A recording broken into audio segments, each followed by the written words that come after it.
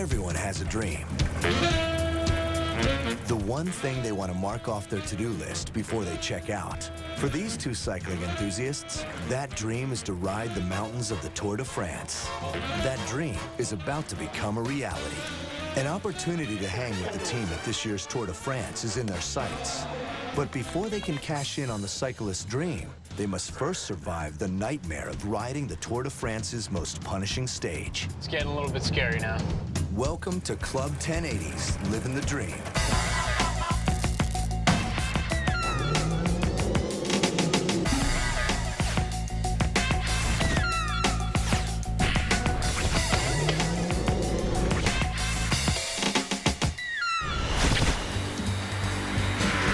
Just getting ready for, best ride of my life.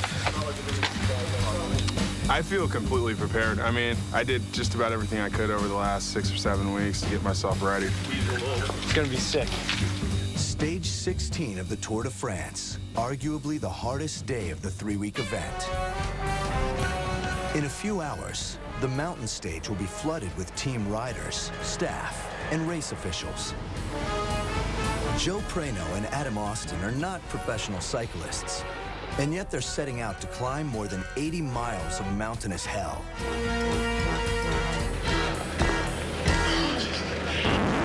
Three months ago, this probably sounded like a good idea. Just 12 weeks before the biggest event on 2 wheels, the Discovery Channel issued a challenge to the amateur cycling community. Do you have what it takes to ride the Tour de France's toughest stage? The second he learned of the opportunity, 23-year-old cycling enthusiast Joe Prano accepted Discovery's challenge. Cycling, I just think it's a test of human endurance. No sport that I've ever played is like cycling. It's the toughest sport I've ever done. When Joe was just 8 years old, a bike race passed through his hometown of Tarrytown, New York. The peloton rode right down his street as he cheered them on. They came down, made the right-hand turn, lightning speed down here. It's pretty impressive. There's some haystacks that are stacked up here just in case they took a spill. That race spawned a lifelong passion for cycling. 15 years later, Joe and his girlfriend live on that same street in this second-floor apartment. His grandmother lives just 1 floor below him, and his parents are just blocks away. Hey. How are you? Good, how are you? Good. How's it going? Good. We were just talking about what we're gonna have for dinner tonight. Oh, yeah? You know? Yeah. Nonna says she's gonna make a nice dish of pasta, and then we're gonna have a little bit of meat, and we're gonna get you all set to cycle your heart out. And both Mom and Dad were born in Italy, same hometown, and they created this tight-knit family atmosphere around us, so, you know, we're pretty close, and that's a very good thing. Okay, well, Anything Joey did was to an extreme. But once, he got into cycling, that was it. Some kids fantasize about hitting a home run in the World Series. But for Joe Prano, the dream has always been about the Tour de France. every time I watch the tour and I hear that sound, I just want to kind of hop on my bike and go for a ride. Before signing up for the Discovery Channel's Ride of a Lifetime, Joe averaged around 15 miles a day on his bike. His Stage 16 ride of the Tour de France is 77 miles in the high altitudes of the Pyrenees Mountains. Endurance training is a must, so Joe turns to the man who first introduced him to cycling, his Uncle Mike. Are you guys ready to do this? Let's do it. Let's go. Right, good. Definitely, I was always on the bike. He always saw that. And, it got to a point where he really had more and more interest, and he questioned me more and more. Who's going to take the lead on the first climb? I think it might have to be you. My Uncle Mike has definitely been an inspiration for cycling. He kind of, planted the seed in my head and really showed me the ropes. Have you done the time trial yet this year, Joe? I'm going to do it this weekend. I love riding at home, particularly. I mean, just starting off here, you're going down a beautiful road. You even go through some farmland. It's just, the landscape is awesome. It kind of inspires you to ride faster because you want to see more of it.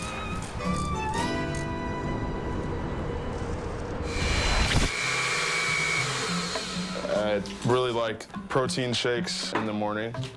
I'm still trying to figure out how much to eat before I get on my bike. I haven't really gotten the consistency down just yet. It's somewhere in between chocolate milk and chocolate sludge. I know that there's instructions. Sometimes I try to follow them, but generally if I'm in a hurry, it's just getting it done because it's, it's 5:30 in the morning and this is sludge. I can't honestly see how these things are good for you. As it feels like you're eating like a piece of chocolate cake. For many, the obsession for cycling begins at the time they learn to ride a bike. But for Adam Austin, the passion is still a new, developing one.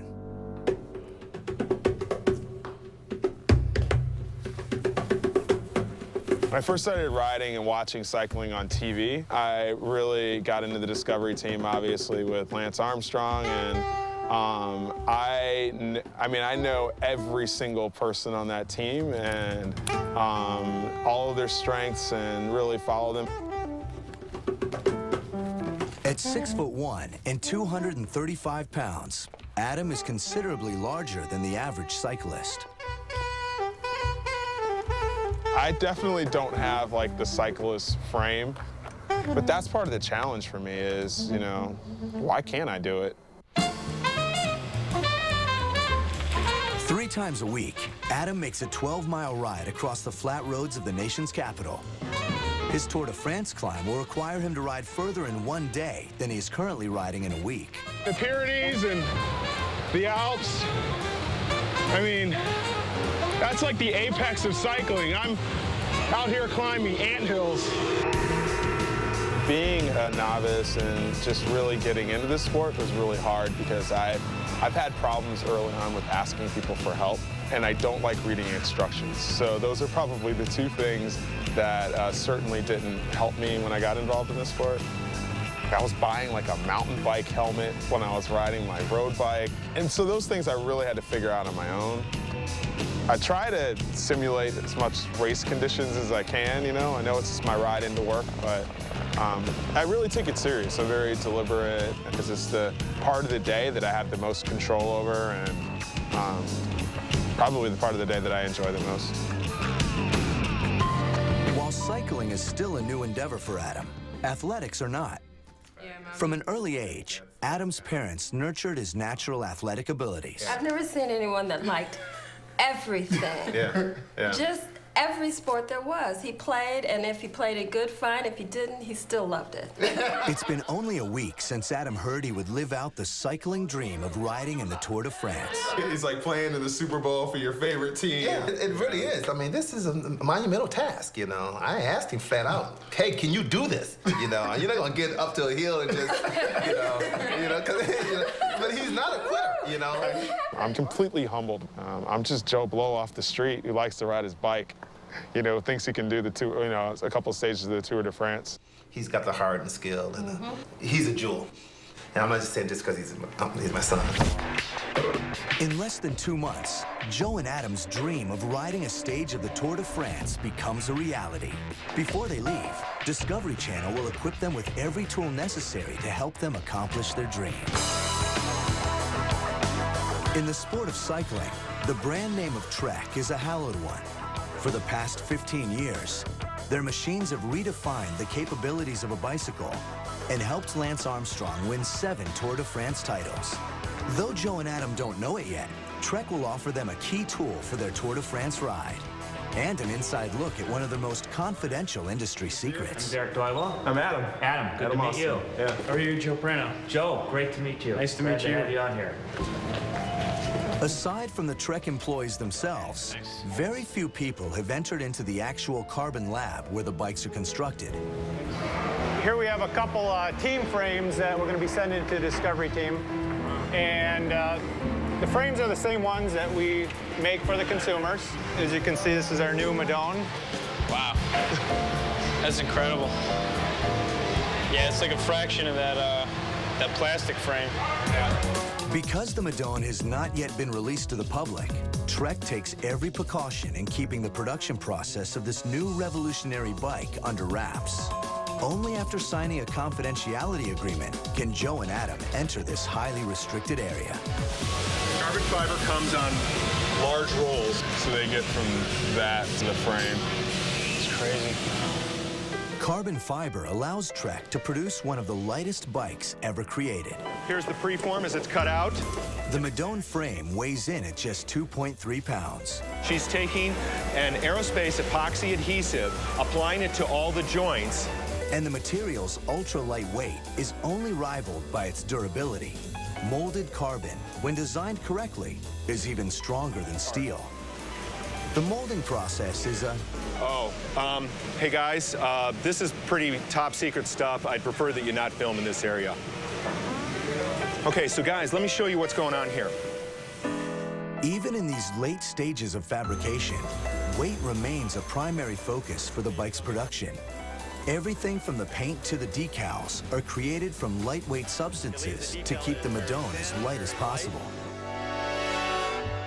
The finished product is a bike fit for a legend. This is Trek's history wall of Lance accomplishments.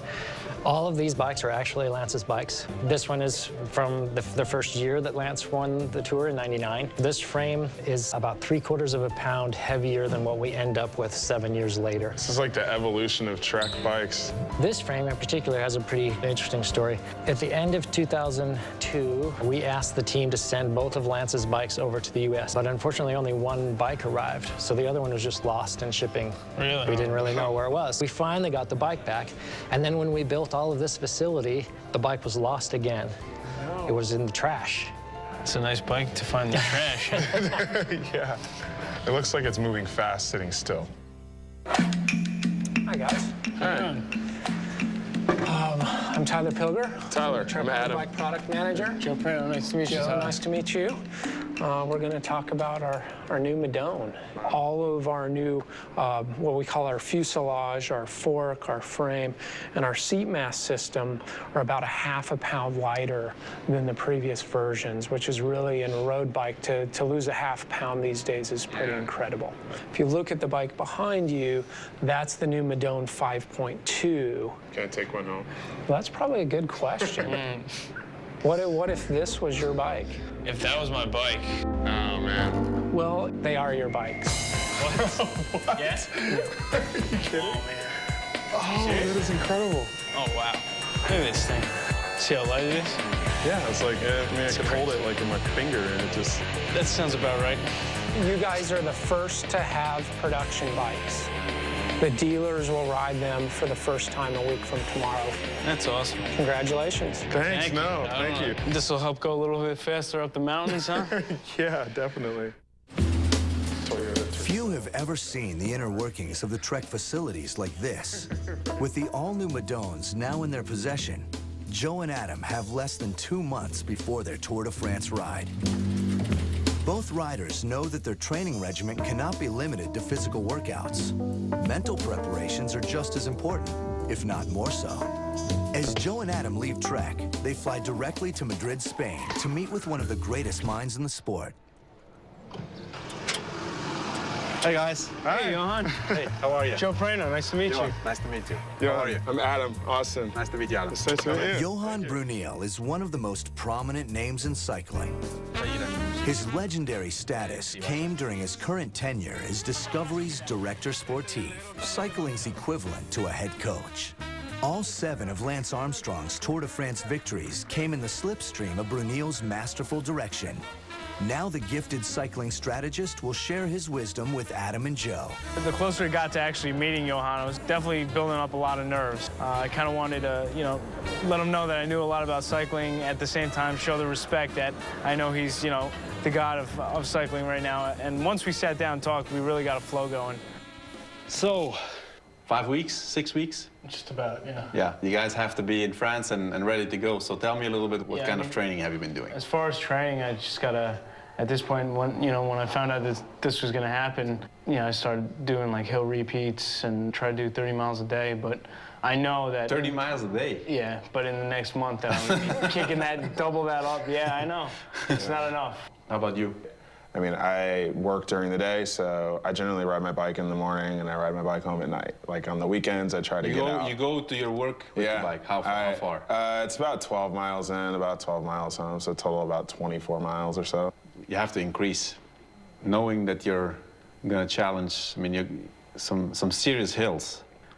For a 15 to 20 kilometer climb, 1.5 hours going uphill non-stop. Yeah. I mean, you look like you're going to be okay, but I think you should definitely work on losing some weight. Yeah. Imagine that you have a backpack of 10 kilos and you can get rid of it. Yeah, that's a good way to think about it. This is the last stage in the Pyrenees, and it's definitely the hardest one. You can have a look here. So this is what it looks like, what you guys have to do on the bike. Oh boy. HC, So, it's going to be etched in my brain. Yeah. You have the Marie Blanc. It looks like a little one, but it's 9 kilometers, 8% average. And then this one is called the Obisque. This is 17 kilometers long, and it's 7% average. Wow. Oh my God. Just know it's hard for the professionals, and it's their job. Yeah. I'm happy to be a little part of it. The big part is you guys, and you guys have to get up there, but I'm pretty sure you're gonna make it. Thanks, that's encouraging, that really is. Listening to Johan describe the Pyrenees may have been an eye-opener for the riders. But hearing about the climbs is one story. Riding them is a very different one. Adam and Joe's training is about to go from 0 to 60 as they join one of the top climbers on the circuit, Tom Danielson. Tom's bulletproof reputation was solidified at the 2005 Tour de Georgia, where he took first place overall. Hey guys, what's up? Hey. How you doing? Come on inside. Cool. All right. Thanks for having us. Yeah, Thanks for having us over. This is my coach, Dave. Nice to meet you, Joe. Nice to meet you, Joe. Adam. Got some fresh coffee for you guys. Great. How are you guys feeling? How's the jet lag and everything? Trip was good. Jet lag is still there a little bit, but I think we're feeling pretty good now. It's really good that you guys are being able to do this and see different countries and different places. What brought you up to Alp?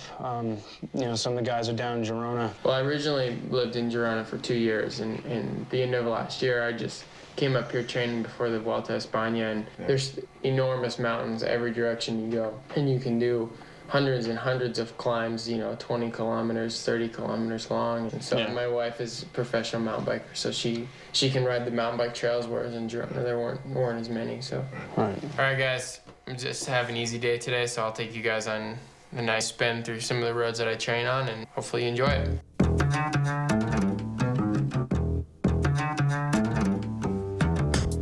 Thanks to both Nike and Giro, Adam and Joe won't only be riding the team bike, but will wear the same kits worn by the Discovery cycling team. For their first training session in the mountains, Adam and Joe are joined by not one, but two professional riders. Tom's wife, Kristen, is a fellow cyclist and joins them on the climb.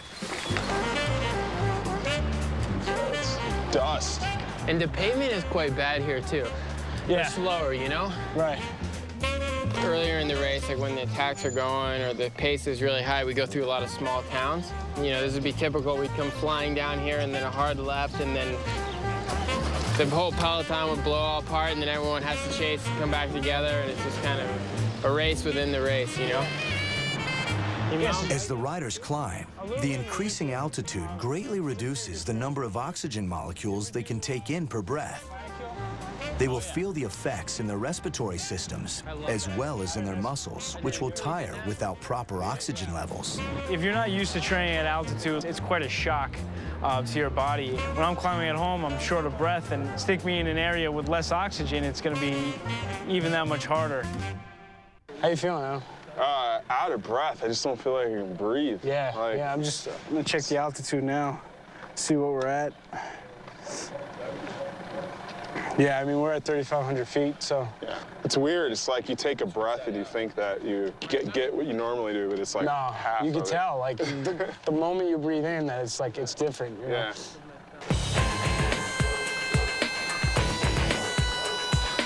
And there's some sick climbs up here.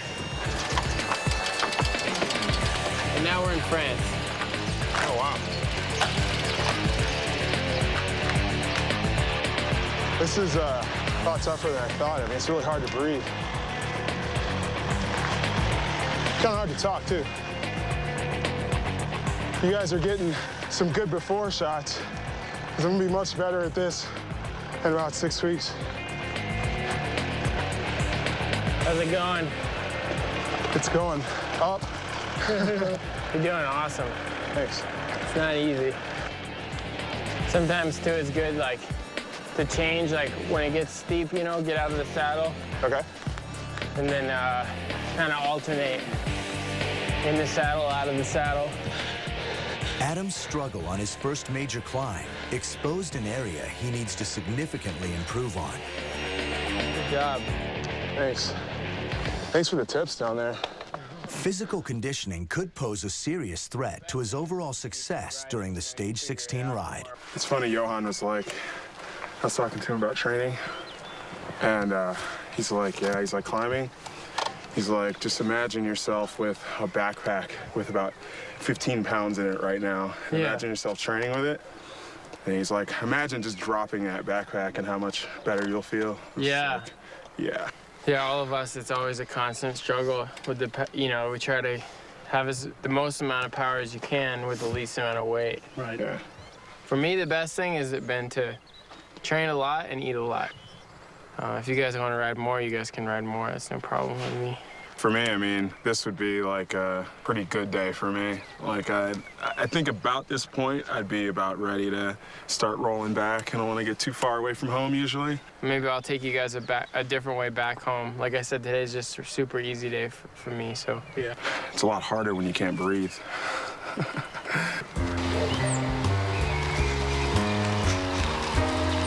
the V-dub on your right.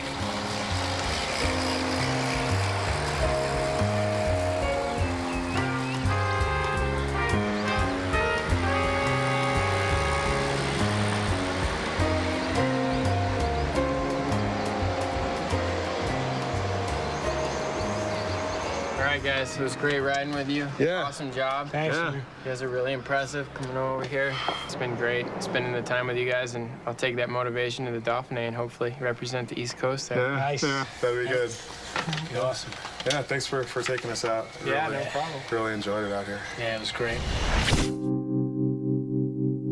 At the height of his success, Lance Armstrong found the small town of Girona, Spain. Its relaxed culture made it the perfect training location in the months leading up to the tour. Since then, many American riders have followed suit, staying in Girona to train. Two of Discovery's top talents, George Hincapie and Levi Leipheimer, spend time there, training on the varied terrain of cobblestones and hills. With the pain of today's climb writhing through their legs, Joe and Adam make the trip from Alp to Girona to meet and train with the two Discovery team riders. So how did you get to Girona? There was this big ad that said, do you have what it takes to ride stages of the tour? I was like, yeah, I can do that. No, I didn't say that. So, but you'll go back to the U.S. before? Yeah, we'll go back and train on our own, I guess, and find as many hills as we can, try to simulate altitude. I don't know. Well, it's kind of high, but it's not the highest of altitude. Like in the mountains in Europe it's not like Colorado, but even going to 3,000-4,000 feet, you can feel it. You breathe harder and.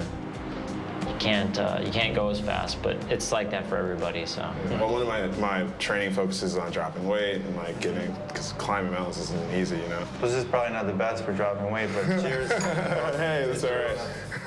Their day started over a cup of coffee with one of today's most bright and promising young riders. It ends over a glass of wine with two of the more accomplished riders on the circuit. Somewhere in between, these two amateur riders packed in a 60-mile ride through one of the most challenging mountain ranges anywhere. Tonight, they will rest. Tomorrow, they will start to understand what it takes to train for the Tour de France when they do it all over again. The circle of life played out in some of the most beautiful landscapes on the planet. Intimate, graceful, rarely seen. witness stories of survival, moments of drama, and the timeless rituals of mating. Seasons change, new life begins, and the eternal cycle goes on. Nature's Dance, next Sunday at 8, only on HD Theater. I mean, sure, I help people save money on car insurance, but few folks know that I support wildlife conservation too. You gonna eat all those? Well, you are, aren't you? You're just gonna go to town. All right, well, I'll make this quick. I'm teaming up with the Association of Zoos and Aquariums. I'm gonna be making the rounds to get the word out. Are those clams? I love clams. Do you want to offer me any? Apparently not. Geico. 15 minutes could save you 15% or more on car insurance. The two winners from Discovery's Do You Have What It Takes online challenge have less than a month before they face the daunting task of climbing the Tour de France's most challenging stage. A grueling day of riding in the mountains of Spain exposed some areas of weakness for both riders.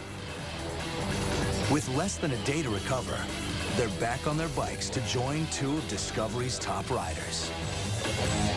For George Hincapie and Levi Leipheimer, today's training ride is considered a short one. In less than 24 hours, both cyclists will race the Critérium des Dauphiné Libre. But for Joe and Adam, keeping pace with the Discovery riders will be a challenge. The effects of yesterday's climb have now set in, leaving them sore and exhausted. Are you guys ready? Yeah. Let's do it. Let's go.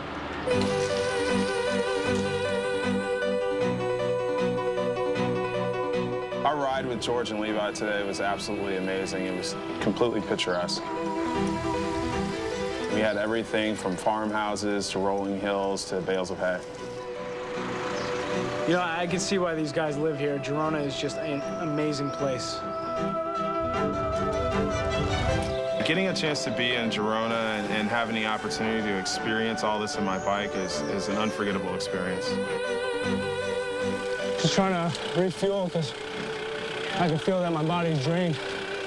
My legs were so worked from the Pyrenees that I fell behind just a few times with George and Levi.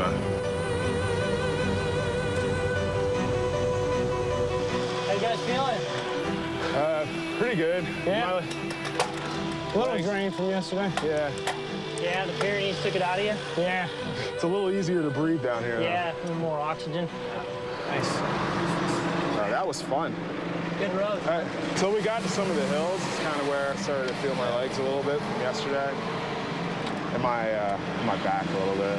Try to raise your saddle a little bit. It's kind of low. I did a little bit last night, but I think I might bring it up a little bit more. Yeah. Nice work, guys. Yeah, great work. Thanks. All right. Thanks for the ride. Next step, Tour de France, right? Yeah. That was good stuff. Yeah. Now they take their bikes back to the States for a crash course in altitude training. Chris Carmichael is the personal coach for Lance Armstrong and played an instrumental role in his 7 Tour victories. A former cyclist and accomplished author, he also founded Carmichael Training Systems in 1999. After experiencing the effects of mountain climbing firsthand in Spain, Adam and Joe turned to Chris Carmichael and his staff to help prepare for their Tour de France climb. Well, listen, guys, we got a full day in store for you. We're going to do 3-dimensional bike fit, and then we're going to do a VO2 test on both you guys. Let's go on back to our lab, okay? All right. All right, good. Proper fit on a bicycle is absolutely critical. We're going to start to harness you up here. We're going to be placing an optical tracking harness on key points of your body. Yeah, I feel like I'm making a video game. These sensors record the rider's movements and send a digital image back to the computer for the trainers to analyze. There's basically 3 things that we consider: comfort, aerodynamics, and biomechanics. And it's a balance between those 3. As we go more towards comfort, then we sacrifice some aerodynamics and also some biomechanical efficiency as well. So we're just going to ask you to ride at a comfort level We're going to be capturing this information using this camera, going right back to our computer, and then we're going to be able to analyze it and look at where we can make some adjustments. Down here you can see these are some of your angles that we've got. Fantastic. First thing I like to do is focus on making sure we've got the correct saddle height. When we look at the knee extension angle, that range where an athlete needs to be is about 25 to about 35 degrees. And it looks like he's up about 38. Well, Joe, when he came here, there were some adjustments we made in regards to the fit on his bike. And the big adjustment was his leg extension. Up on that. Really towards the bottom of the pedal stroke is when you're producing the greatest power. So we got him in an acceptable range, small adjustment to his 4.5, but by and large, he really was actually sitting fairly good. I think we probably got a little more power out of him. Congratulations. Thanks. All right.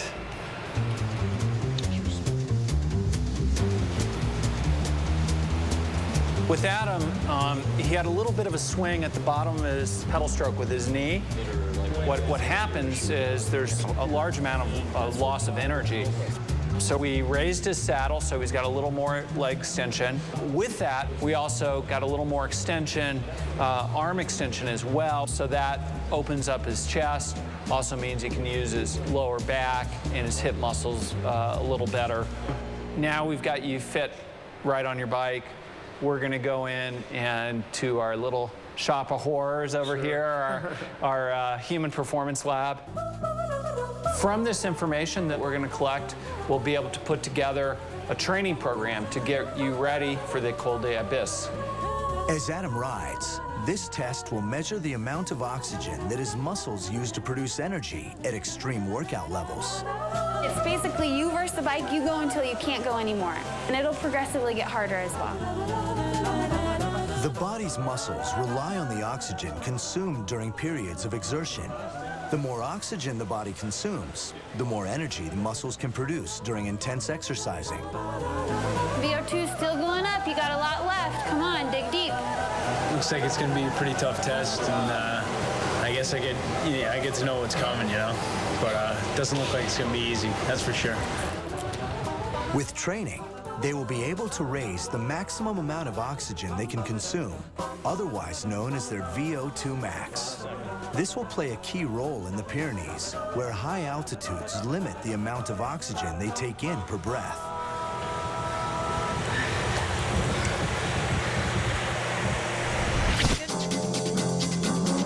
The high altitudes of Colorado Springs serves as a precursor to the excruciating conditions Adam and Joe will face in the Pyrenees.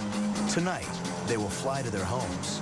With their Tour de France challenge just a month away, they must spend that time training every chance they can.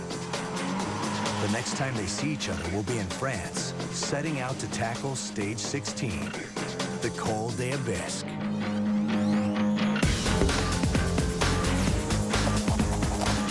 By the time Joe and Adam arrive in France, the tour is well underway. Here's where the circus starts. Tomorrow, they will preview stage 16, finally seeing their challenge face to face. But today is a day for relaxing. This is huge. As part of the Livin the Dream package, Joe and Adam get to go behind the ropes with the Discovery team. Their warm-ups, man, are like, yeah. Their all-access passes allow them to start where most spectators must stop. Hey, George. How you doing? Good, man. Good luck today.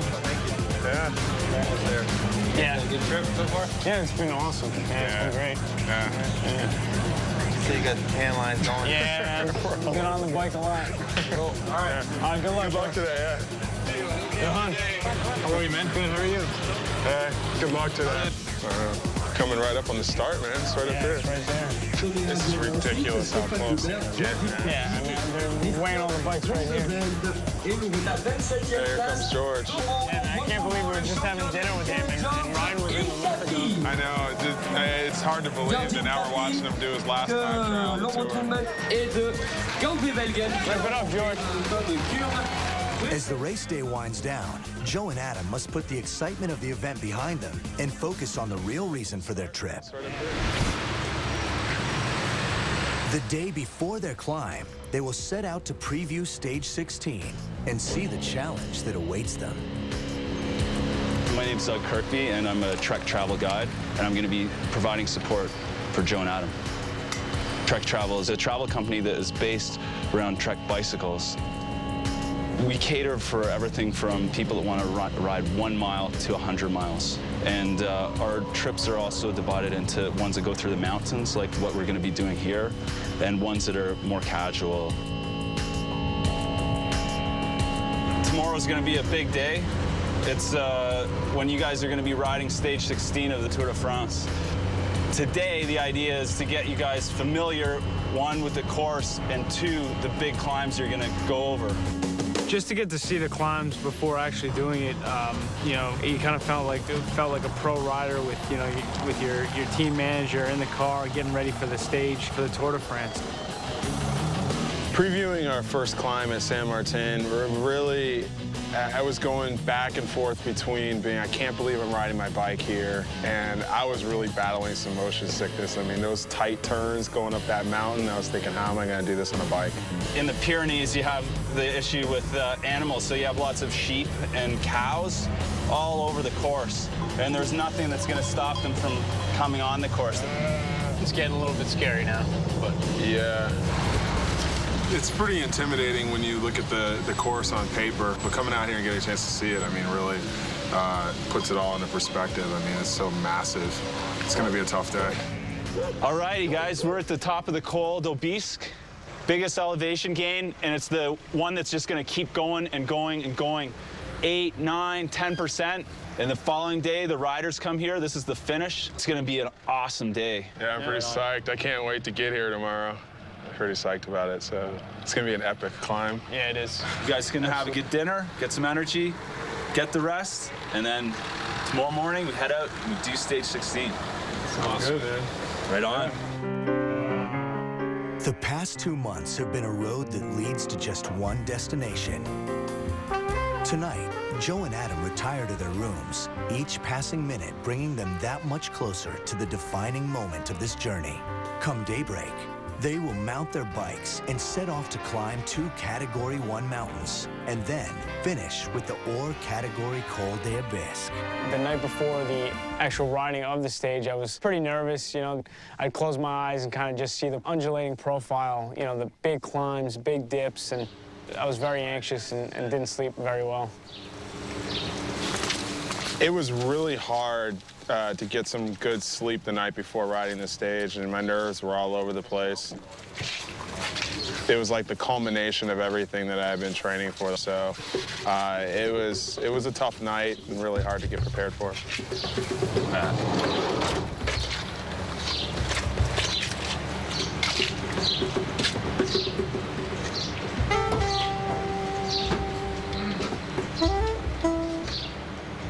Over the past 6 weeks, Joe and Adam have done everything they could to prepare for today's ride. Adam's focus on weight loss yielded significant results. He lost 22 pounds and is at his peak physical condition. Taking Johan's advice, Joe ramped up his training rides. By the end of 6 weeks, he was logging over 40 miles a day on his bike. Will it be enough to get them up the mountains? It's time to find out. Just getting ready for, you know, best ride of my life. Try and warm the body up and get ready for these 3 massive climbs, so they're gonna be pretty intense. Yeah, I feel completely prepared. I mean, I did just about everything I could over the last 6 or 7 weeks to get myself ready, so I'm just really anxious to get out there and see what I can do. It's gonna be sick. Hey, clipped in on the first go. That's a good sign. It was good to get, you know, kind of like a rolling start, not climbing right away. So it was good to, you know, kind of roll through the roads of Spain and kind of warm our legs up and really give us a chance to reflect on what we were going to be doing for the next 7 hours.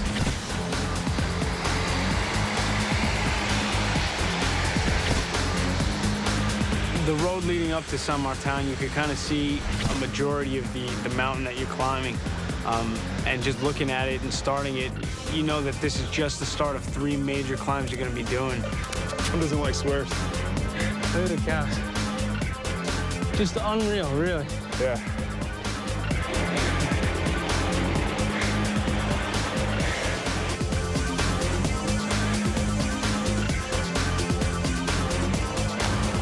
Nice work, buddy. Here's the top. Getting up there and then turning around and looking off the side and seeing how far you've come up the mountain is just incredible. I don't think oftentimes watching the tour you get an idea of the magnitude of how big and how large these climbs are. I can't tell if it's altitude or if I'm just out of breath, you know? It's, I think the toughest thing has been the wind. Yeah, it definitely affected us. Our speed just dropped. After completing more than 20 miles of their first Category 1 climb, Adam and Joe will descend and approach an even tougher task. Next up, La Col de la Marie Blanc, which is the one that really digs steep right at the end, gets up to 13%. Come over that, we're going into La Runs, and then it's Col d'Aubis to the finish. Awesome. You guys psyched? Absolutely. Right on. You guys are doing the stage 16. Ready to go. Bon courage. Merci. Bon courage. They wish you the best.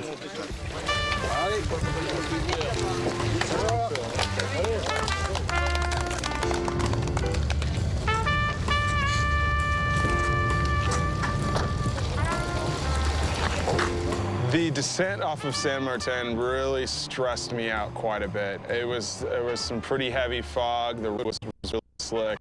The turns were really tight, and I've never done a descent of that length and that steep.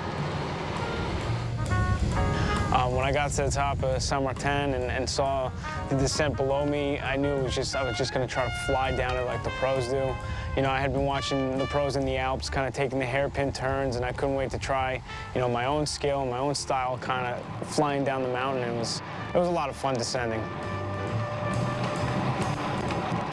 When we reached the turn off to the Marie Blanc, you see the sign and you look off to the right and it just starts to shoot straight up, and your mind immediately starts racing and going through all the things that we saw the day prior. It's scary. Marie Blanc is definitely a tricky climb. When you look at the profile, it looks like it's, you know, not that steep at the bottom. But it really ramps up towards the top and gets very steep. Water. It's a shorter climb than the other two, but towards the top it's just so steep, it's just unbelievable.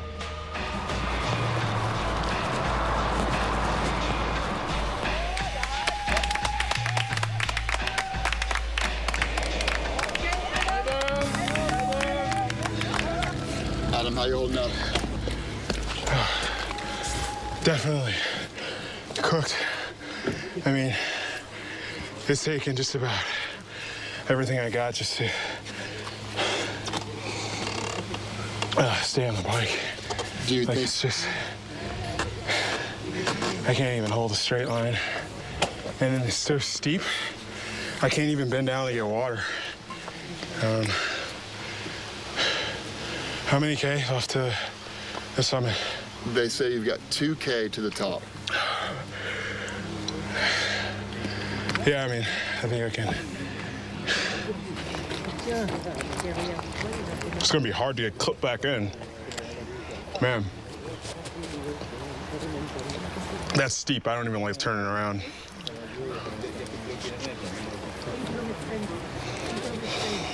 Probably looks flat on TV, huh? Go ahead and get clipped in. I'll hold you up.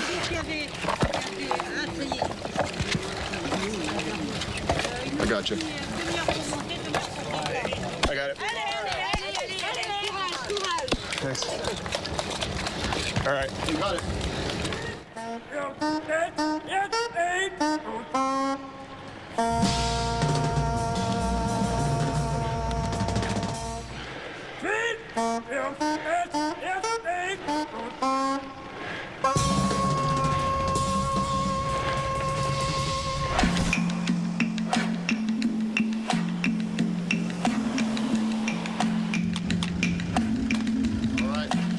top.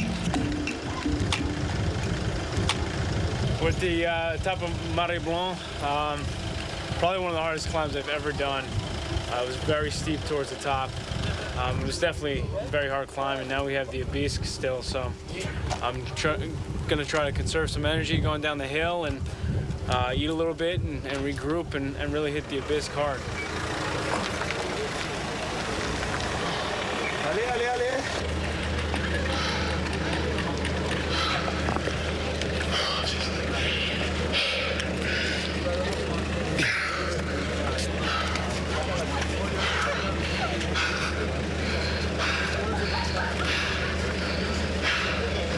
I didn't think I was gonna make those last couple, okay?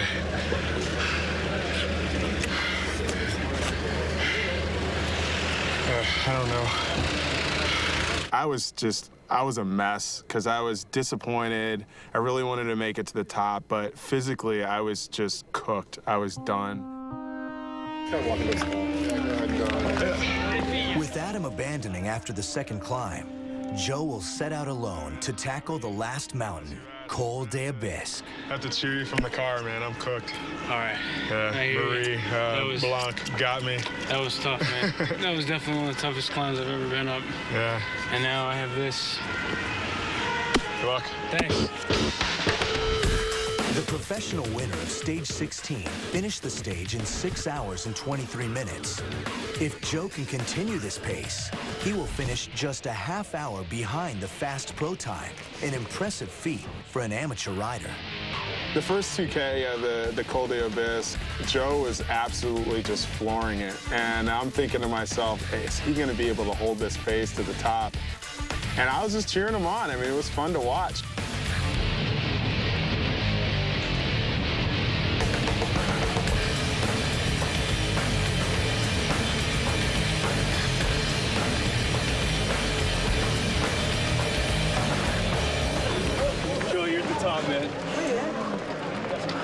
Dude, awesome. Made it to the finish of stage 16, Tour de France. I'm dead, man. That was awesome, buddy. Oh, thanks. How you feeling? Good. Good. Yeah. Yeah. Pretty, how's the pretty drained, last climb? It was tough. It was tough. I was actually cramping up towards the top, so I mean, I had so much adrenaline, it just kind of carried me up to the top. So. Yeah, right on. Oh man, what a tough climb. Just gotta refuel now and rest up and cool. Watch the pros do it tomorrow. Joe finished stage 16 in 7 hours and 17 minutes, just 54 minutes off the fastest professional time at this year's Tour de France. His final time was comparable to many of the team riders' times. Though Adam Austin abandoned towards the end of the ride, he can still put 2 of the Pyrenees' toughest climbs on his cycling resume. More than 54 miles of punishing climbing at inclines of up to 7.5%, an achievement very few amateur riders can claim. Exhausted from their climb, elated from their accomplishments, the riders will now watch the professionals labor up those same mountains in stage 16 of the Tour de France. La Piazza Mountain, they're starting to climb it. I remember exactly how I felt, like at that point. Yeah. Absolutely. It's about halfway up, the wind started just killing us. I mean, hammering us. You know, started off flat, and then you kind of just looked to the left, and it was just like a cliff at first. It looks so much different on TV though. Like, you know, it doesn't look as steep, and I mean the way the riders go up, it looks, you know, much easier than it actually was. You know, they're superhuman pretty much. The way they climb these mountains, it's just unbelievable. As they reflect on the day's ride, reality sets in. The hardest part of the trip is over, but the excitement is only just beginning. The tradition of the Tour de France has the race end in Paris every year. On the last day of the tour, Joe and Adam take a leisurely ride across the course. This once-in-a-lifetime opportunity is only made better from the results of the Tour de France itself. Just hours before the end of the race, Discovery Channel has locked up the overall team win, and Joe and Adam have front row seats for the finish. Prime real estate here, man. Yeah, I know. Levi Leipheimer will share the podium with fellow teammate and winner of the 2007 Tour de France, Alberto Contador. Dude,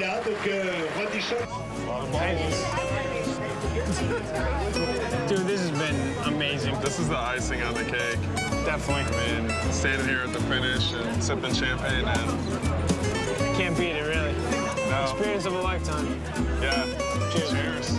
The past 2 months have been filled with gifts, icons, travel, and celebration. It tastes like yellow. Yeah, it does. For any cyclist, the opportunity to cap off the ride of a lifetime by celebrating a Tour victory with the winners would be a fantasy beyond their wildest imagination.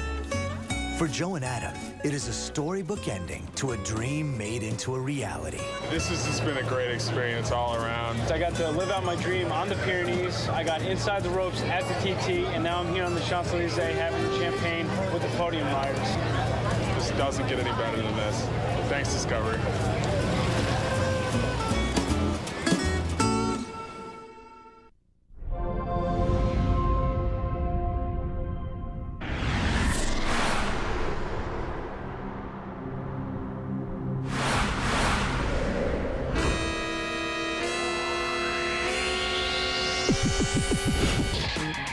Hey, it's Matt for Club 1080. I'm standing here with the two luckiest guys in the world. Meet Joe from New York, Adam from DC. These guys won an all-expense-paid Club 1080 adventure to come to France and ride two of the hardest stages in this year's tour.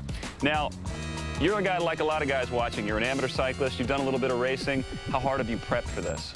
I would say the training for this has definitely been the hardest riding I've done, in my life.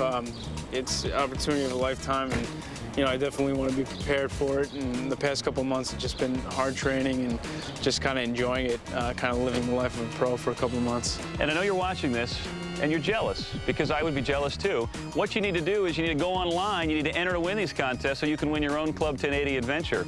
Now, Adam over here is a cycling junkie like you have never seen. Now, you've had access to the best coaches in the world. You've ridden with some of the best riders in the world in preparation for this. Plus, you guys have been given the best equipment in the world, which is the brand new Trek Madone. How has this experience been for you, Adam? I mean, this has got to be a dream. Yeah, this is great. I mean, being over here, we got a guy with Trek Travel who's going to be going along with us and giving us drink and food along the way. So much better than those long rides at home when you just jam your jersey with all kinds of water and gels and bars and stuff. So we've got a support car that's going to be along the ride.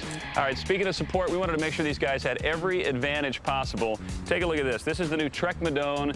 It is one of the most beautiful bikes in the world. Now, I ride a Schwinn Varsity at home. It's got about 38 speeds, and you can shift them on the top tube right here. It's like a throttle. It's awesome. I've had a chance to ride this around, and believe me, it's night and day. Joe, what is this bike meant to, I mean, how much has it helped? Oh, it's definitely helped a lot. I mean, compared to, my old bike, it just climbs like a beauty, really. So light. Every pedal stroke kind of propels you up the mountain. There's really nothing like it. What about you, Adam? How much has this bike helped your training?